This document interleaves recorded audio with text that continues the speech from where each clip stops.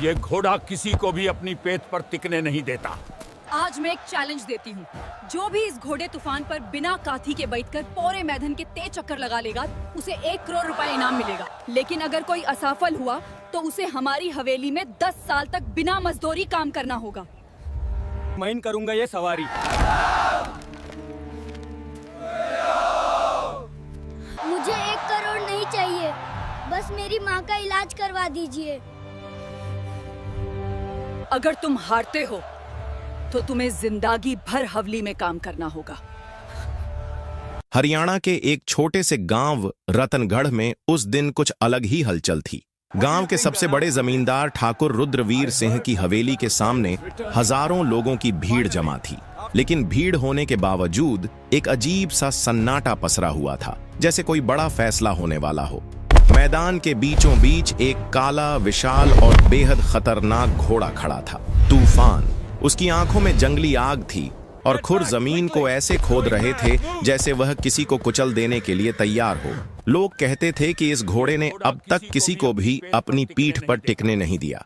तभी मंच पर खड़ी ठाकुर की बेटी नैना सिंह ने माइक उठाया। आज मैं एक चुनौती देती हूँ, जो भी इस घोड़े तूफान पर बिना काठी के बैठकर पूरे मैदान के 3 चक्कर लगा लेगा, उसे 1 करोड़ रुपये इनाम मिलेगा। भीड़ में हलचल मच गई। नैना ने आगे कहा, लेकिन अगर कोई असफल हुआ तो उसे हमारी हवेली में 10 साल तक बिना मजदूरी काम करना होगा। अब खामोशी और गहरी हो गई। 1 करोड़ रुपए, ये रकम गांव वालों के लिए सपना था, लेकिन तूफान, वो सपना तोड़ने वाला तूफान था। कई ताकतवर जवान आगे बढ़ने की सोचते, लेकिन घोड़े की एक दहाड़ जैसी हिनहिनाहट सुनते ही पीछे हट जाते। भीड़ के सबसे पीछे एक टूटी दीवार के पास 15 साल का एक दुबला पतला लड़का खड़ा था, वीर। फटे कपड़े, पैरों में चप्पल भी नहीं, हाथ में कचरे से उठाई गई बोतलें, लेकिन उसकी नजर सिर्फ घोड़े पर थी। चल यहां से, ये तमाशा तेरे बस का नहीं, पास खड़े एक बुजुर्ग ने कहा। वीर चुप रहा। उसके दिमाग में सिर्फ एक ही चीज घूम रही थी, उसकी मां। शहर के सरकारी अस्पताल में उसकी मां जिंदगी और मौत के बीच झूल रही थी। डॉक्टर ने साफ कह दिया था, कल सुबह तक 80,000 रुपये नहीं लाए तो हम कुछ नहीं कर पाएंगे। वीर के पास 80 रुपये भी नहीं थे। उसने आसमान की तरफ देखा और अपने पिता को याद किया, जो कभी इसी हवेली के अस्तबल में काम करते थे। वो कहते थे, घोड़ा ताकत से नहीं, भरोसे से जीता जाता है। अचानक भीड़ में एक और आदमी आगे बढ़ा, लेकिन तूफान ने उसे इतनी जोर से लात मारी कि वो दूर जा गिरा। नैना हंस पड़ी। क्या इस गांव में कोई बहादुर नहीं है? तभी भीड़ को चीरती हुई एक पतली सी आवाज गूंजी, मैं करूंगा ये सवारी। सबकी नजरें घूम गईं। वो था वीर। लोग हंसने लगे। ये कचरा बीनने वाला घोड़े पर बैठेगा? वीर मंच के सामने पहुंचा और सीधा नैना की आंखों में देखा। मुझे 1 करोड़ नहीं चाहिए, बस मेरी मां का इलाज करवा दो। नैना का चेहरा सख्त हो गया। अगर हार गए तो जिंदगी भर हवेली में काम करना पड़ेगा। वीर ने बिना सोचे कहा, मंजूर है। वो धीरे धीरे घोड़े तूफान की तरफ बढ़ा। घोड़े ने गुस्से में जमीन पर खुर मारा और अचानक पूरी रफ्तार से वीर की तरफ दौड़ा। भीड़ चीख उठी, भागो! लेकिन वीर भागा नहीं। उसने अपनी जेब से एक छोटी सी चीज निकाली, एक पुरानी सी बांसुरी, और जैसे ही घोड़ा उसके बिल्कुल पास पहुंचा, वीर ने आंखें बंद करके बांसुरी बजानी शुरू कर दी। और अगले ही पल कुछ ऐसा हुआ जिसने पूरे मैदान को स्तब्ध कर दिया। क्या सच में एक कचरा बीनने वाला लड़का उस खतरनाक घोड़े को काबू कर पाएगा, या अगले ही पल उसकी मौत तय है? मैदान में खड़े हजारों लोगों की सांसें जैसे थम गई थीं। तूफान पूरी रफ्तार से वीर की तरफ दौड़ रहा था। उसके भारी खुर जमीन को चीरते हुए आगे बढ़ रहे थे। बस एक पल और वो लड़का कुचला जाता। लेकिन उसी पल वीर ने अपनी आंखें बंद कीं और बांसुरी पर एक धीमी कोमल धुन छेड़ दी। वो धुन अलग थी, न तेज न डरावनी, बल्कि ऐसी जैसे कोई किसी पुराने दोस्त को पुकार रहा हो। घोड़ा वीर से कुछ ही कदम दूर था। भीड़ ने अपनी आंखें बंद कर लीं। अब गया बच्चा। लेकिन अचानक तूफान के कदम रुक गए। उसकी सांसें भारी थीं, लेकिन अब उनमें गुस्सा कम और उलझन ज्यादा थी। वो वीर के चारों तरफ घूमने लगा, जैसे उसे पहचानने की कोशिश कर रहा हो। पूरा मैदान सन्न था। नैना सिंह की आंखों में पहली बार हैरानी दिखी। वीर धीरे धीरे आगे बढ़ा, बांसुरी बजाते हुए। उसने अपना हाथ आगे बढ़ाया। डर मत, मैं तुझे नुकसान नहीं पहुंचाऊंगा। घोड़े ने सिर झटका, जैसे अभी भी उसे भरोसा नहीं था। लेकिन अगले ही पल उसने धीरे से अपनी नाक वीर के हाथ से छुआ दी। भीड़ से एक साथ आवाज निकली, अरे ये क्या हो रहा है? वीर ने धीरे धीरे उसके गले पर हाथ फेरा। मेरे बाबा भी ऐसे ही बात करते थे तुमसे। उसकी आंखों में आंसू थे, लेकिन आवाज मजबूत। कुछ सेकंड बाद वीर ने अचानक एक गहरी सांस ली और बिना समय गंवाए सीधे घोड़े की पीठ पर छलांग लगा दी। ओए! भीड़ चीख उठी। अगले ही पल तूफान भड़क गया। वो हवा में उछला, फिर जोर जोर से घूमने लगा, कभी दाएं कभी बाएं। वीर पूरी ताकत से उसके बालों को पकड़कर बैठा रहा। घोड़ा उसे गिराने के लिए हर कोशिश कर रहा था। गिर जाएगा, अभी गिरेगा, लोग चिल्ला रहे थे, लेकिन वीर हिला तक नहीं। वो घोड़े के कान के पास झुका और धीरे से बोला, मैं दुश्मन नहीं हूं।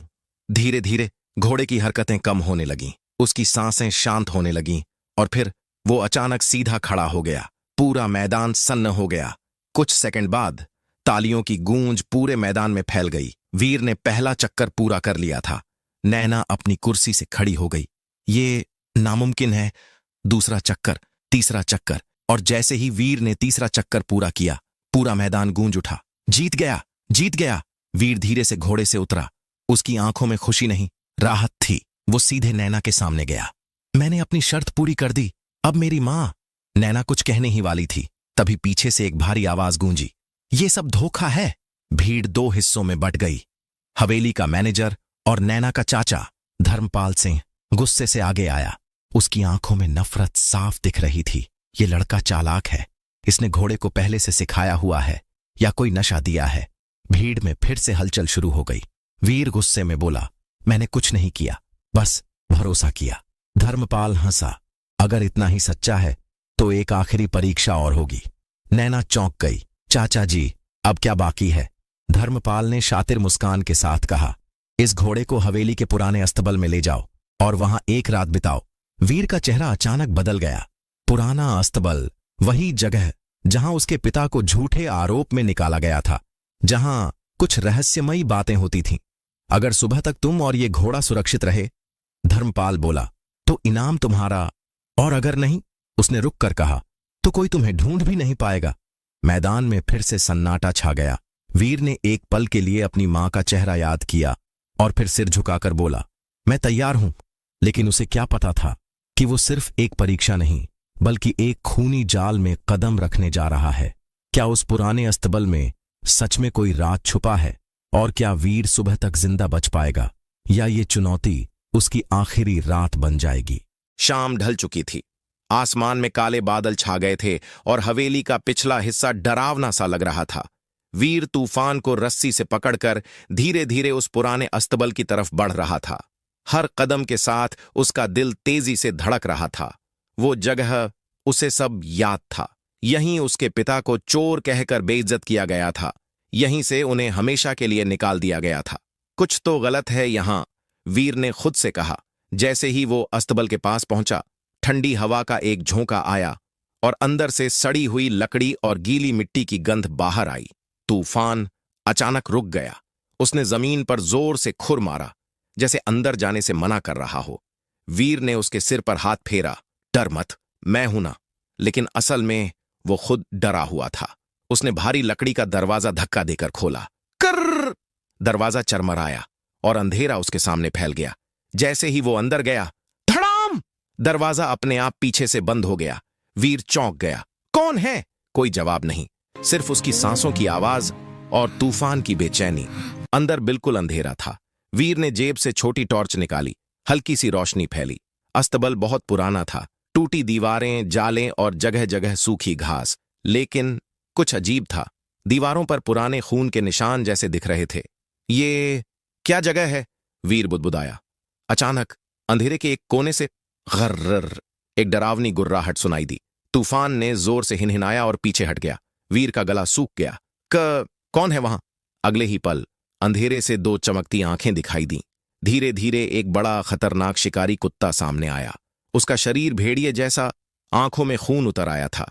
उसकी जंजीर टूटी हुई थी, मतलब वो आजाद था। हे भगवान! वीर के मुंह से निकला। कुत्ता धीरे धीरे उसकी तरफ बढ़ रहा था। हर कदम के साथ उसकी गुर्राहट और तेज हो रही थी। वीर पीछे हटने लगा, लेकिन पीछे दीवार थी। भागने का कोई रास्ता नहीं। तूफान ने फिर से चेतावनी दी, लेकिन इस बार वो भी थोड़ा डर गया था। कुत्ता अचानक झुका और पूरी ताकत से वीर पर झपट पड़ा।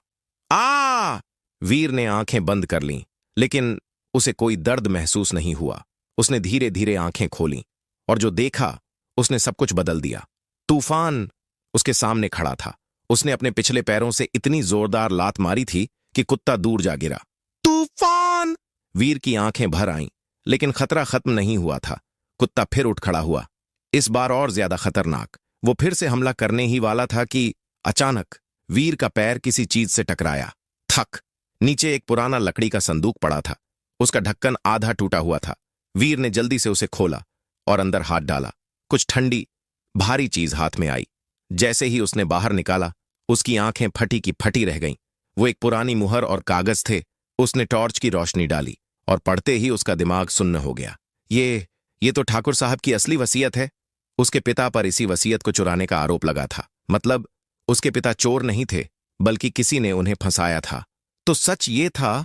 वीर की आंखों में गुस्सा भर गया, लेकिन तभी कुत्ता फिर से उसकी तरफ झपटा, इस बार सीधा उसकी गर्दन की तरफ। और उसी पल बाहर से एक आवाज गूंजी, आज तू जिंदा नहीं बचेगा। ये आवाज थी धर्मपाल सिंह की। वीर समझ गया ये सब एक साजिश थी।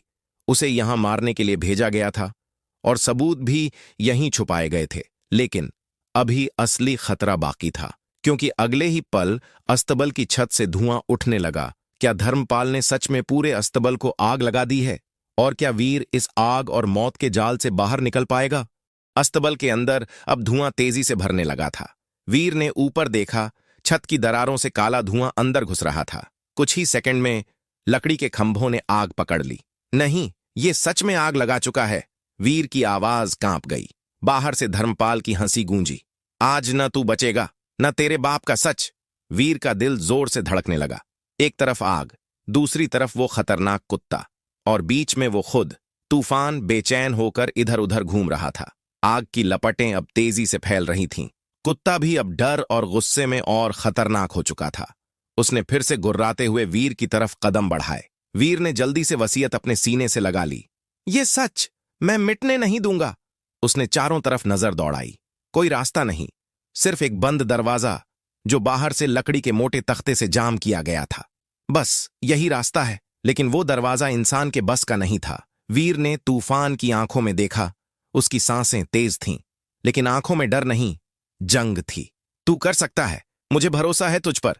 आग अब उनके बेहद करीब पहुंच चुकी थी। कुत्ता अचानक झपटा, लेकिन इस बार तूफान ने बिना डरे सीधा उस पर हमला कर दिया। उसने अपने पिछले पैरों से इतनी जोरदार दुलत्ती मारी कि कुत्ता एक कोने में जा गिरा और कुछ देर के लिए चुप हो गया। अब मौका है। वीर तुरंत तूफान की पीठ पर चढ़ गया। उसने पूरी ताकत से कहा, चल दरवाजा तोड़। तूफान ने एक पल के लिए जमीन पर खुर मारा और फिर पूरी ताकत से दौड़ पड़ा। आग के बीच से, धुएं के बीच से, सीधे उस बंद दरवाजे की तरफ। धड़ाम! पहला वार दरवाजा हिला, लेकिन टूटा नहीं। आग और तेज हो गई। वीर खांसने लगा। एक बार और तूफान ने फिर दौड़ लगाई, इस बार और तेज और पूरी ताकत के साथ। धड़ाम! इस बार लकड़ी के तख्ते चटक गए। दरवाजा टूटकर खुल गया और अगले ही पल वीर और तूफान आग के उस नर्क से बाहर निकल आए। बाहर गांव वाले और नैना पहले से खड़े थे। सबके चेहरे पर डर और हैरानी थी। ये जिंदा कैसे बाहर आ गया? किसी ने कहा। धर्मपाल का चेहरा सफेद पड़ चुका था। उसके हाथ में अभी भी माचिस थी। वीर घोड़े से नीचे उतरा। उसका शरीर जलने से बच गया था, लेकिन कपड़े आधे जल चुके थे। वो लड़खड़ाता हुआ नैना के पास गया और अपने सीने से वो कागज निकालकर उसके सामने फेंक दिया। ये देखो, सच। नैना ने कांपते हाथों से कागज उठाया। जैसे जैसे वो पढ़ती गई, उसका चेहरा बदलता गया। हैरानी, फिर गुस्सा, फिर शर्म। ये पापा की असली वसीयत है। भीड़ में सनसनी फैल गई। नैना ने धीरे धीरे धर्मपाल की तरफ देखा। चाचा जी, ये क्या है? धर्मपाल पीछे हटने लगा। ये झूठ है। झूठ? नैना चिल्लाई। तो फिर ये कागज अस्तबल में कैसे मिला? वीर ने गुस्से में कहा। क्योंकि ये सब आपने ही छुपाया था, मेरे बाप को चोर साबित करने के लिए। भीड़ अब धर्मपाल के खिलाफ होने लगी थी। सच बोलो, कई लोग चिल्लाए। धर्मपाल समझ गया अब बचना मुश्किल है, लेकिन उसने अचानक जेब में हाथ डाला और एक पिस्तौल निकाल ली। भीड़ चीख उठी। बंदूक! धर्मपाल ने गुस्से में कहा। अगर सच सामने आया तो सब खत्म हो जाएगा। उसने सीधा निशाना साधा नैना पर। वीर चिल्लाया, नहीं, और अगले ही पल गोली चल गई। क्या वो गोली नैना को लग गई या फिर कोई और उसके बीच में आ गया? धड़ाम! गोली की आवाज पूरे मैदान में गूंज उठी। एक पल के लिए सब कुछ जैसे थम गया। हवा रुक गई, लोग जड़ हो गए और समय जैसे ठहर गया।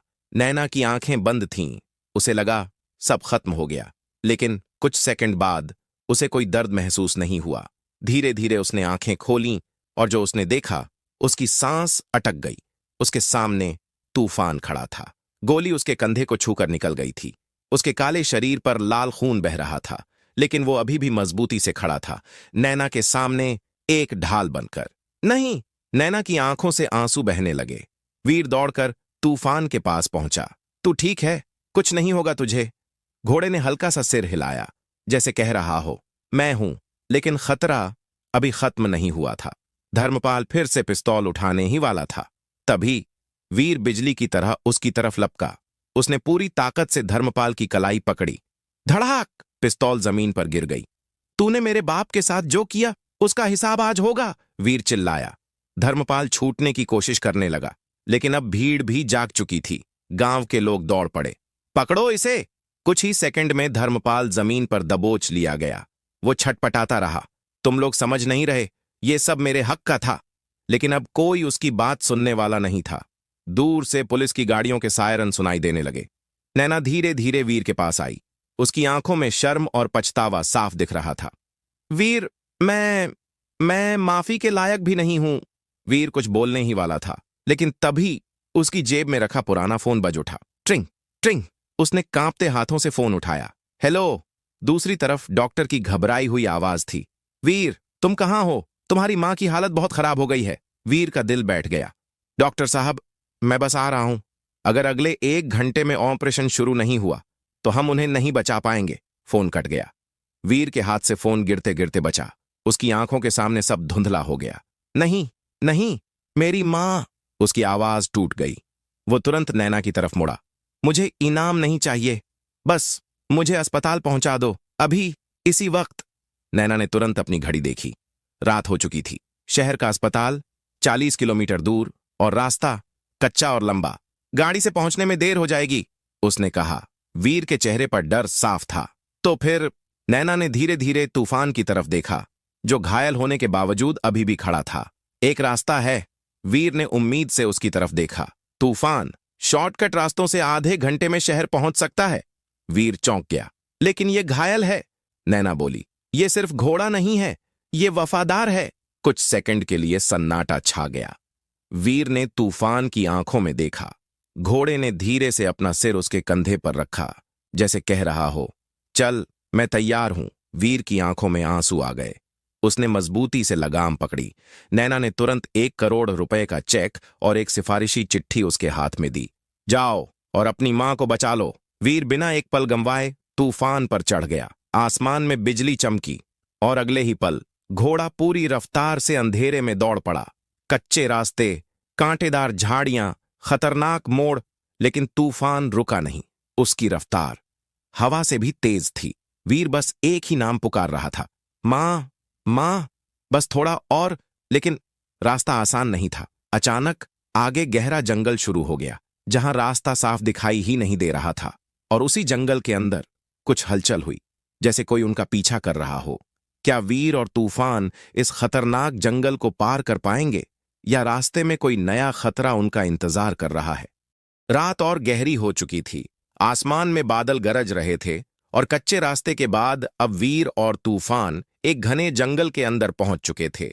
चारों तरफ अंधेरा, इतना कि हाथ को हाथ नहीं दिख रहा था। सिर्फ तूफान के खुरों की आवाज और वीर की तेज सांसें। बस थोड़ा और, हमें पहुंचना है, वीर खुद से बुदबुदाया। लेकिन तभी झाड़ियों में कुछ हिला। स्स जैसी आवाज आई। तूफान अचानक रुक गया। उसने सिर ऊपर उठाया और हवा को सूंघने लगा। उसकी सांसें तेज हो गईं। क्या हुआ? वीर ने धीरे से पूछा। अगले ही पल जंगल के अंधेरे में कई जोड़ी चमकती आंखें दिखाई दीं। वीर का दिल धक से रह गया। ये क्या है? धीरे धीरे वो आंखें आगे बढ़ने लगीं और अब साफ दिखने लगा। जंगली कुत्तों का झुंड, कम से कम 6 से 7 थे। सबके दांत बाहर, आंखों में भूख, शायद उन्हें खून की गंध मिल चुकी थी, तूफान के कंधे से बहते खून की। ओ नहीं, वीर ने लगाम कस ली। एक कुत्ता धीरे धीरे आगे बढ़ा, फिर दूसरा, और फिर पूरे झुंड ने उन्हें घेर लिया। अब भागने का कोई सीधा रास्ता नहीं था। पीछे मत हटना, वीर ने खुद को संभालते हुए कहा। तूफान ने जमीन पर जोर से खुर मारा। उसकी आंखों में डर नहीं, चेतावनी थी, लेकिन कुत्ते रुकने वाले नहीं थे। एक कुत्ता अचानक झपटा। अब! वीर चिल्लाया। तूफान ने बिजली की तेजी से दाएं तरफ छलांग लगाई और पूरी रफ्तार से दौड़ पड़ा। पीछे से कुत्तों का झुंड भी दौड़ पड़ा। अब यह सिर्फ भागना नहीं था, ये एक जानलेवा पीछा था। पेड़ों के बीच से, पत्थरों के ऊपर से, कीचड़ भरे रास्तों पर तूफान अपनी पूरी ताकत से दौड़ रहा था, लेकिन वो पहले से घायल था। उसकी सांसें भारी होने लगीं। नहीं, तू रुकना मत, वीर ने उसके गले को पकड़कर कहा। पीछे से कुत्तों की आवाज और करीब आ रही थी। ग्र ग्र। अचानक आगे रास्ता खत्म हो गया। एक गहरी खाई। वीर की आंखें फैल गईं। अब क्या? पीछे मौत, आगे खाई, बीच में वो। कुत्ते अब कुछ ही कदम दूर थे। उनकी आंखों में अब जीत दिख रही थी। वीर ने एक पल के लिए आंखें बंद की और अपने पिता को याद किया। जब कोई रास्ता ना दिखे तो डर नहीं, फैसला करो। उसने आंखें खोलीं और तूफान के कान के पास झुककर बोला, एक आखिरी बार, भरोसा कर, कूद। तूफान ने खाई की तरफ देखा, फिर वीर की तरफ, और बिना एक सेकंड गंवाए पूरी ताकत से छलांग लगा दी। समय जैसे रुक गया। नीचे गहरी अंधेरी खाई, ऊपर हवा में उड़ता एक घायल घोड़ा और उसकी पीठ पर बैठा एक लड़का। कुछ सेकंड जो सदियों जैसे लगे, और फिर धड़ाम, दोनों दूसरी तरफ गिर पड़े। वीर जमीन पर लुढ़क गया। तूफान भी जोर से गिरा। कुछ पल के लिए सब शांत हो गया। पीछे खड़े कुत्ते खाई के उस पार भौंकते रह गए। वे पार नहीं कर सके। वीर ने दर्द से कराहते हुए उठने की कोशिश की। तूफान, उठ। घोड़ा कुछ सेकंड तक पड़ा रहा, फिर धीरे धीरे खड़ा हो गया। उसकी सांसें तेज थीं, लेकिन आंखों में अब भी वही जिद थी। वीर मुस्कुराया, हम जीत जाएंगे। लेकिन जैसे ही वो आगे बढ़ने लगे, अचानक दूर कहीं लाल नीली चमकती लाइट्स दिखाई दीं और सायरन की हल्की आवाज। वीर की आंखों में उम्मीद चमकी। अस्पताल बस पास है। लेकिन उसी पल एक और चीज दिखाई दी। सड़क पर खड़े दो काले साए, जैसे कोई उनका इंतजार कर रहा हो। कौन थे वो लोग जो रात के अंधेरे में वीर का रास्ता रोककर खड़े थे? क्या ये मदद थी या एक नया जाल? रात की ठंडी हवा अब और भी भारी लग रही थी। वीर ने दूर खड़े उन दो काले सायों को देखा जो सड़क के बीचों बीच खड़े थे। ये कौन हो सकते हैं? उसके मन में डर फिर से जाग उठा। तूफान भी रुक गया। उसने हल्की हिनहिनाहट की, जैसे चेतावनी दे रहा हो। जैसे जैसे वे पास पहुंचे, उन सायों की शक्ल साफ होने लगी।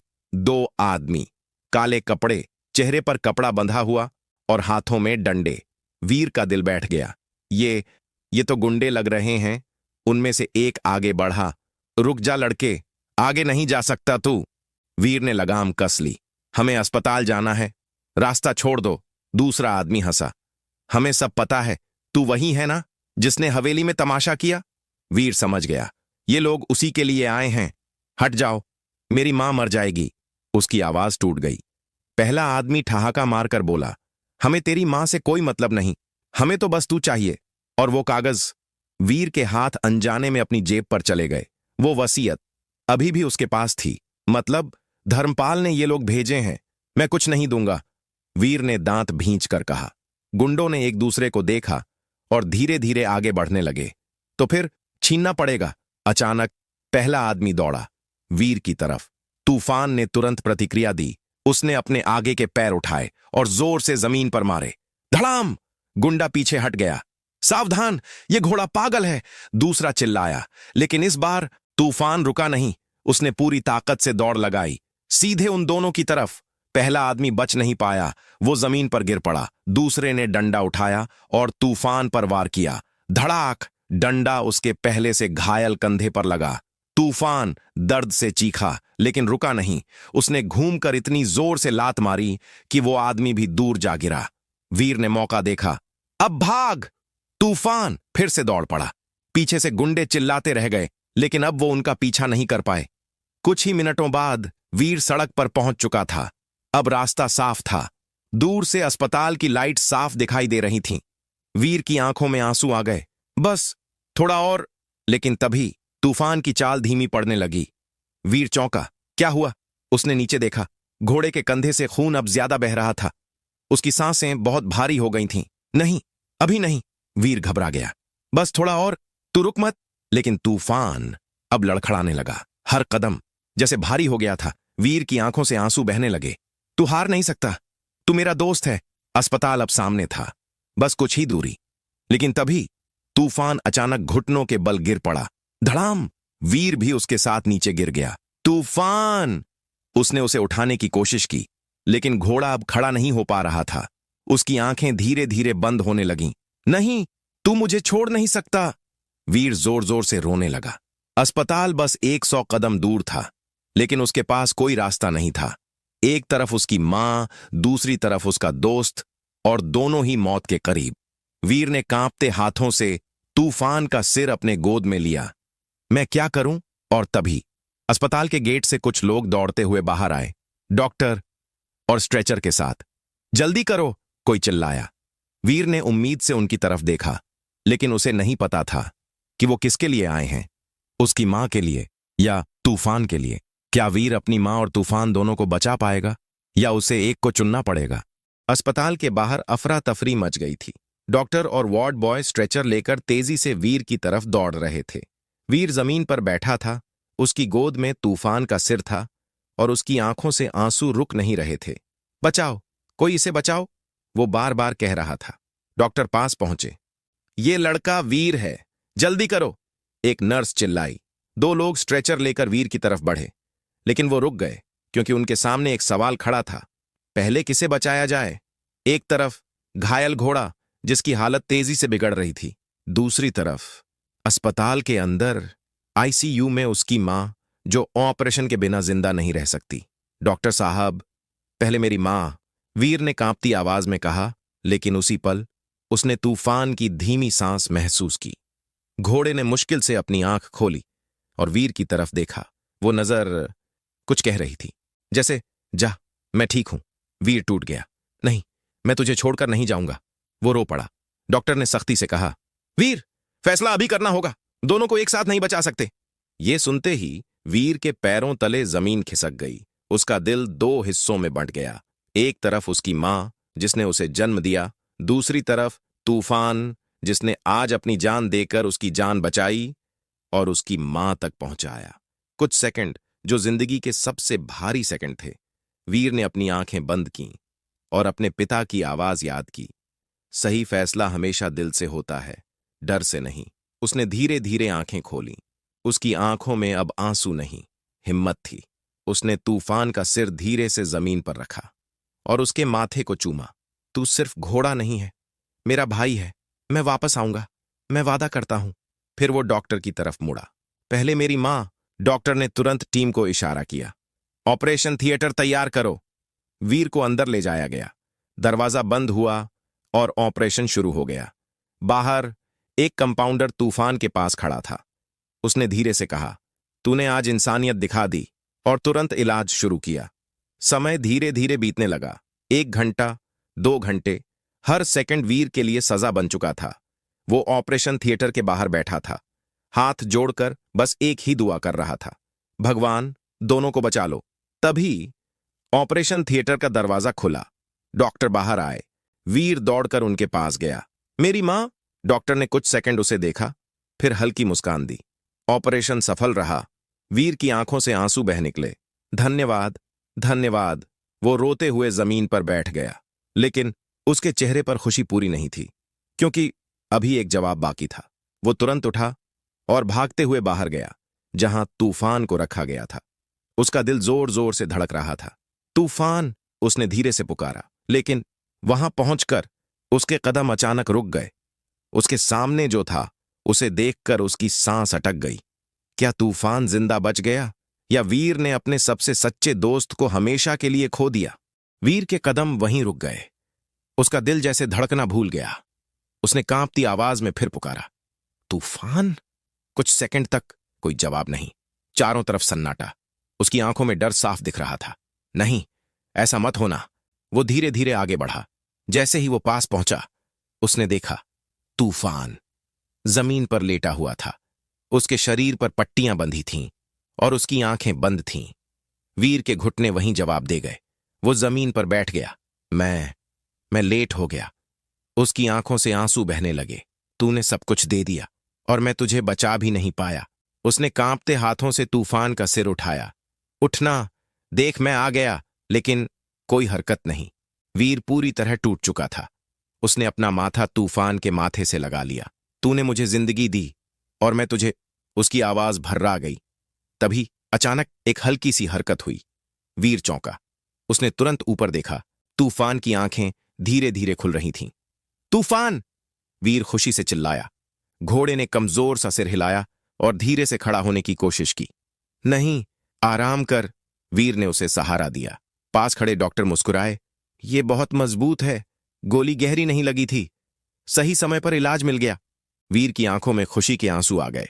तू बच गया। तूफान ने धीरे से अपनी नाक वीर के कंधे से टकराई, जैसे कह रहा हो, मैंने कहा था ना, मैं हूं। वीर हंसते हुए रो पड़ा। अब मैं तुझे कभी अकेला नहीं छोड़ूंगा।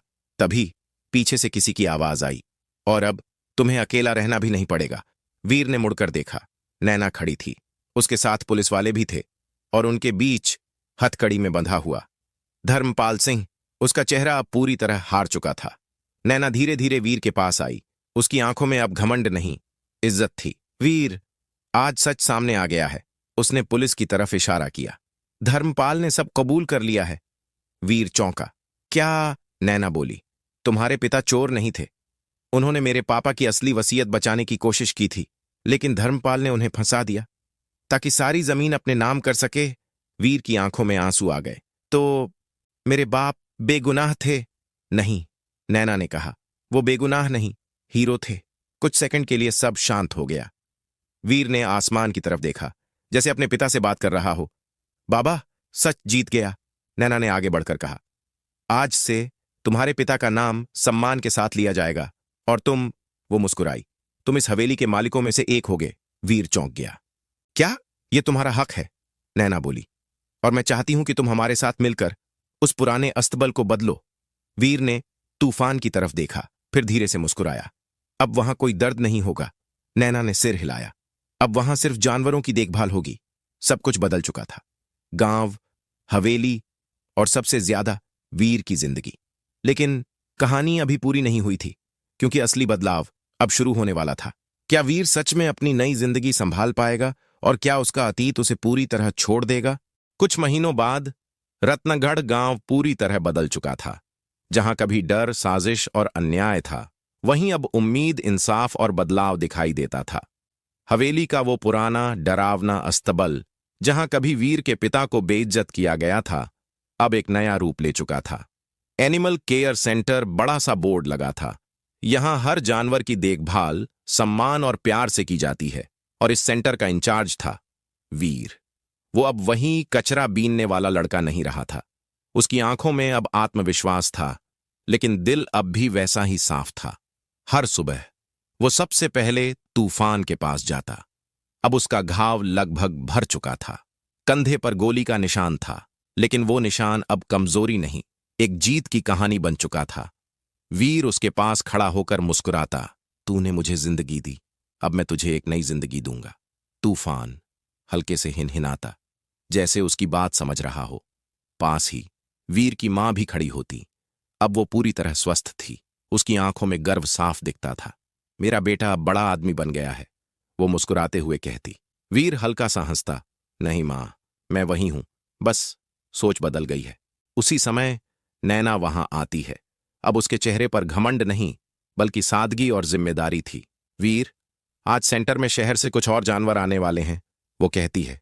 वीर सिर हिलाता है। अब यहां कोई जानवर दर्द में नहीं रहेगा। नैना मुस्कुराती है।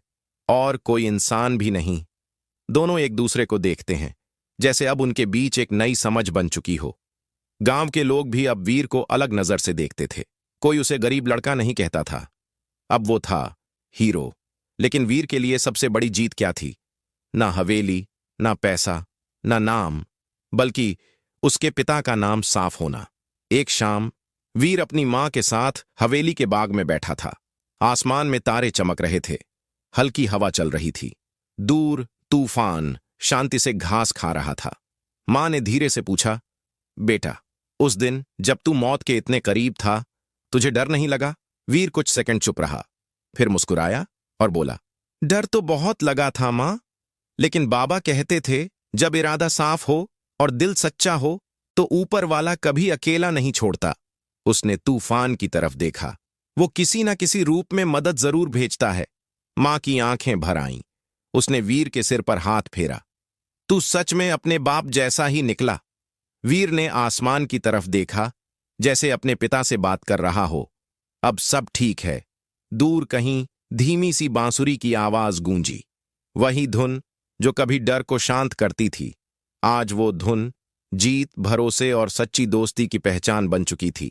और तूफान, उसने सिर उठाकर उस आवाज की तरफ देखा, फिर धीरे से वीर के पास आकर खड़ा हो गया, जैसे कह रहा हो, मैं हमेशा तेरे साथ हूं।